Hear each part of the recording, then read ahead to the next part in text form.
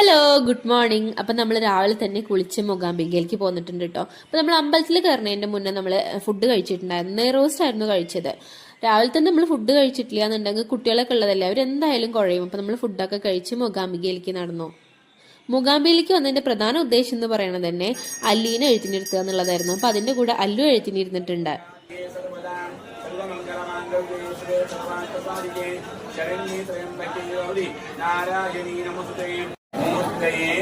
സർവവിദ്യ കലായിന്യൈ മൂകാംബായേ നമോ നമഃ.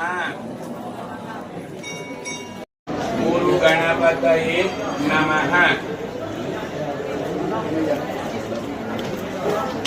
ഓം സരസ്വതി